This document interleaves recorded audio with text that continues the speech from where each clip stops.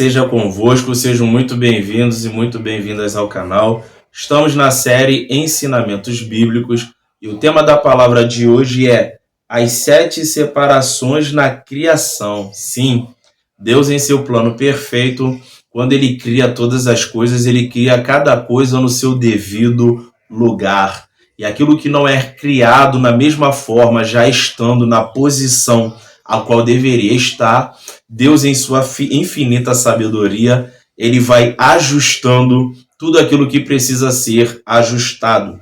Livro de Gênesis, capítulo 1, versículo 4. E viu Deus que era boa a luz, e fez separação entre a luz e as trevas. Gênesis, capítulo 1, versículo 1. No princípio criou Deus os céus e a terra. Glória a Deus. Então, a primeira separação na criação foi quando Deus separou o céu e a terra. Perceba que no texto, Deus não precisou ajustar. Quando Ele cria o céu e a terra, Ele já cria cada um no seu devido lugar.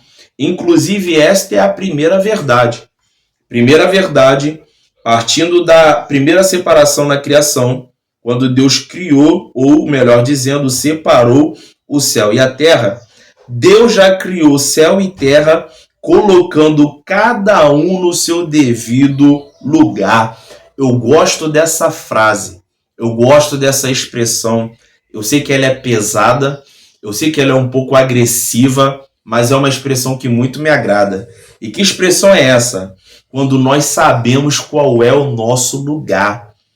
Fica aqui comigo até o final, mas se eu não me engano, aqui no canal tem uma mensagem curta quando eu falo sobre Isaac. Acho que Isaac não vai morrer. É por aí, mais ou menos assim, né? E aí eu falo sobre os servos de Abraão, que está indo com Isaac e Abraão ao sacrifício. Os servos têm que ficar no lugar com os jumentos e só Abraão e Isaac vai adiante. Então, eu fiz uma conjectura ali dentro dessa mensagem, que os servos estavam acostumados a ver o seu senhor sacrificar, mas não se atreveram a falar nada. Eles poderiam, mas não fizeram, porque Abraão era senhor e aqueles homens eram servos. Ou seja, eles sabiam qual era o lugar deles e por isso não opinaram.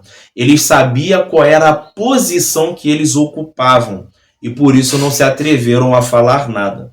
Então, esse é um dos motivos de eu gostar muito dessa expressão. Então, Deus ele cria o céu e a terra, já cada um no seu devido lugar, ou seja, não precisa de ajustes.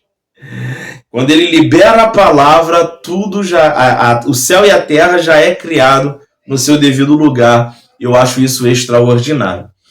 A segunda separação foi o versículo 4 que nós lemos, tá? Gênesis capítulo 1, versículo 4, eu vou ler aqui, diz assim, ó. E viu Deus que era boa a luz e fez separação entre a luz e as trevas. A segunda separação que Deus fez na criação, Deus ele separou a luz e as trevas. E nós podemos reforçar isso lendo em 2 Coríntios, você que está com a Bíblia, livro de 2 Coríntios, capítulo 2. Ou melhor dizendo, capítulo 6. 2 Coríntios, capítulo 6, versículo 14. Diz assim, ó. Não vos prendais a um jugo desigual com os infiéis, porque que sociedade tem a justiça com a injustiça? E que comunhão, eu quero a sua atenção para a palavra comunhão. E que comunhão tem a luz com as trevas? Alabado a céu. Isso está em 2 Coríntios, capítulo 6, versículo 14. Estamos na segunda separação que Deus fez na criação. Deus separou a luz das trevas. A terceira separação de Deus que Deus fez na criação está em Gênesis capítulo 1, versículo 6. Vamos ler? E disse Deus, haja uma expansão em meio das águas, e haja separação entre águas e águas. Eita glória! Gênesis capítulo 1, versículo 6. A terceira separação que Deus fez Foi quando ele disse: haja separação entre águas e águas. E essa separação me chamou a atenção porque a água nós temos como algo muito positivo, né? Naturalmente falando, que a Bíblia fala sobre o homem carnal, natural e espiritual. Então, naturalmente falando, a água é a fonte da vida. A água é indispensável para que a vida permaneça e siga o seu ciclo de continuidade. Espiritualmente falando, Jesus disse, né? Eu sou o pão da vida. Quem vem a mim jamais terá fome, quem crê em mim jamais terá sede.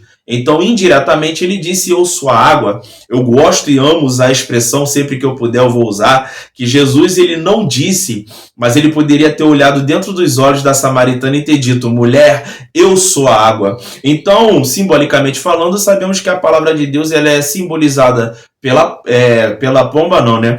Ela é simbolizada pela água. Ela é simbolizada por diversas coisas. Então, ainda que nós vemos até a água como algo positivo, ainda assim a Bíblia está dizendo que houve separação entre águas e águas. Eu vou ler mais uma vez. Gênesis capítulo 1, versículo 6. E disse Deus: haja uma expansão no meio das águas, e haja separação entre águas e águas. E eu buscando entender por que separar algo que é bom, por que separar algo que é positivo, por que separar algo que é extraordinário, se tanto no âmbito natural quanto no âmbito espiritual, a água é colocada como algo de suma importância. E aí a luz do entendimento me veio. E nós fazemos a menção da primeira verdade. A primeira expansão de água vai simbolizar e representar a palavra da sabedoria. E a segunda expansão de água vai simbolizar e representar, aí já seria a segunda verdade. Então segura aí, vamos lá. A primeira verdade. A primeira expansão de água vai simbolizar a palavra da sabedoria. Ok? Por quê? Porque quando Deus ele faz a separação entre a expansão de águas e águas, a primeira expansão de água, a Bíblia diz que Deus chama céu. E a Bíblia vai dizer no livro de Tiago que aquele que tem falta de sabedoria, peça a Deus e Deus dá liberamente. Logo, nós entendemos que Deus é a única fonte da sabedoria verdadeira e genuína, que é a que vem do alto. Então, se a primeira expansão Deus chamou céu, água simboliza a palavra de Deus, então a primeira verdade a primeira expansão de água vai simbolizar e representar a palavra da sabedoria. Glória a Deus. Segunda verdade, as águas debaixo do céu vai simbolizar e representar a palavra da ciência. Vale ressaltar que quando Deus ele vai dar um nome para as águas que estão debaixo do céu, primeiro ele junta todas elas no lugar e dá o nome de mar, ok? Então a primeira expansão, céu, separação de águas e águas. A primeira expansão de água, simbolicamente falando, a palavra da sabedoria. A segunda expansão de água, a água que está debaixo dos céus, que Deus ajuntou e tudo em um lugar e chamou de mar, simbolicamente falando, a palavra da ciência. Glória a Deus. E se você está aqui comigo, eu quero liberar a palavra profética sobre a sua vida, que se até hoje você lê a palavra de Deus e não entendia, se você é aquele e aquela que entende, mas que lê, mas não entende, Deus ele vai liberar sobre a tua vida a palavra da sabedoria ou a palavra da ciência, e a luz do entendimento virá sobre ti, e você entenderá o que o Espírito Santo de Deus quer ministrar ao seu coração por intermédio da sua palavra. Agora nós vamos ler Gênesis capítulo 1, versículo 9 e 10. Diz assim: E disse Deus, ajunte-se as águas debaixo dos céus no lugar. Eu falei isso algumas vezes, né? E apareça a porção seca. E assim foi. Olha só o nível de autoridade. Deus libera a palavra dizendo, apareça. Oh, aleluia! Eu quero trazer isso até para o âmbito profético, né? Não importa o que está em oculto, não importa o que está nas trevas. Quando Deus ele libera a palavra e dá ordem e diz apareça, calamachúria, é como um imã que puxa. Aquilo que está no oculto tem que vir para a luz. Livro de Daniel, capítulo 2. A Bíblia vai dizer que ele muda os tempos e as horas. Ele remove reis e estabelece os reis. É ele que dá sabedoria aos sábios e ciência aos entendidos. Ele conhece os que estão em trevas e com ele mora a luz. Então Deus diz, apareça a porção seca. E aí no versículo 10, olha que interessante. E chamou Deus a porção seca a terra, e o ajuntamento das águas chamou mares. E viu Deus que era bom. Olha só. E aí nós temos agora a quarta separação na criação. Deus separou terra e mar.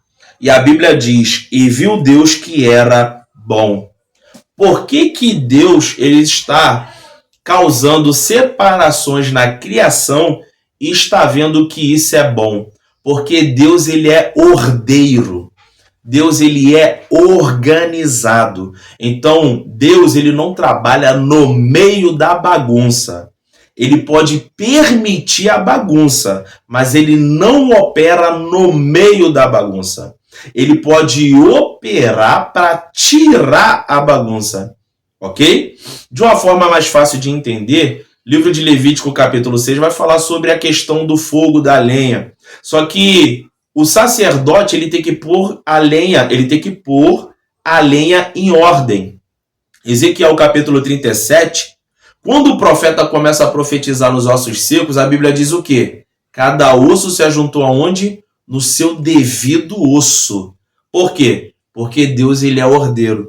Deus ele gosta das coisas em ordem. Deus ele é organizado. Então ele vai criando separações na criação e vai dizendo, e viu Deus que era bom. Por que Deus viu que era bom? Porque Deus se agrada quando as coisas estão no seu devido lugar. Eu não vou nem me aprofundar, senão eu vou acabar fugindo aqui do nosso tema, que é a criação de todas as coisas.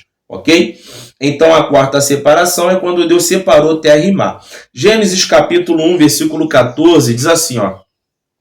E disse Deus, haja luminares na expansão dos céus, para haver separação entre o dia e noite, e sejam eles para sinais e para tempos determinados, e para dias e anos. Ok? Então eu quero a sua atenção quando esse versículo 14 diz assim, ó, para haver separação entre dia e noite. Então, a quinta separação na criação, Deus ele fez a separação entre o dia e a noite. Para que pudesse assim ser determinado os dias, os meses e os anos. Ô glória! Gênesis capítulo 1, versículo 16. E fez Deus os dois grandes luminares, o luminar maior para governar o dia e o luminar menor para governar a noite, e fez as estrelas. A sexta separação de Deus na criação é que Deus ele fez separação entre o sol e a lua. A Bíblia aqui não fala de forma direta o sol e a lua, a Bíblia usa a expressão iluminares. Um para governar o de dia, sendo ele o sol, e outro para governar a noite, sendo este a lua. Só que, quando nós vamos estudar um pouco de astronomia, nós aprendemos que essa separação, ela não é plena. O que seria plena? Uma separação total, onde um não invade o espaço do outro. Não é plena. Por que não é plena? Porque quando nós nos aprofundamos no assunto, nós vamos ver que dentro de contextos específicos, a Lua ela aparece ao mesmo tempo que o Sol, em um lugar totalmente, uma posição no céu totalmente diferente, porém 100% visível aos nossos olhos. Claro que são casos esporádicos, tá? Não é sempre. Provavelmente os profissionais da área deve conhecer de uma forma mais profunda em quais contextos e qual é o padrão em que faz isso acontecer, mas só que não é, como que eu posso dizer, o natural, não é o comum. Qual é o comum? O comum é que o sol apareça de dia e a lua apareça à noite, havendo assim uma separação entre o governo e a atuação de cada um. Calamachúria. Essa foi a sexta separação que Deus fez na criação. A sétima separação que Deus fez na criação é muito extraordinária. Nós vamos achar ela aqui em Gênesis capítulo 2 e versículo 2 e 3. Diz assim: E havendo Deus acabado no dia 7º a obra que fizera, descansou no 7º dia de toda a sua obra que tinha feito. E abençoou Deus o 7º e o santificou, porque nele descansou de toda a sua obra que Deus criara e fizera. Ou seja, a sétima separação é que Deus ele separou o 7º dia dos outros. E aí fica a perguntinha, né? Uma expressão que eu gosto de usar muito. Perguntinha do Espírito Santo: como? Como houve essa separação? O que destacou o 7º? Deus o tornou santo. Do que ter calabadaçaio. Deus simplesmente olhou para o 7º dia e falou: agora você vai ser diferente. O 7º dia agora é santo. Eu estou santificando o 7º dia.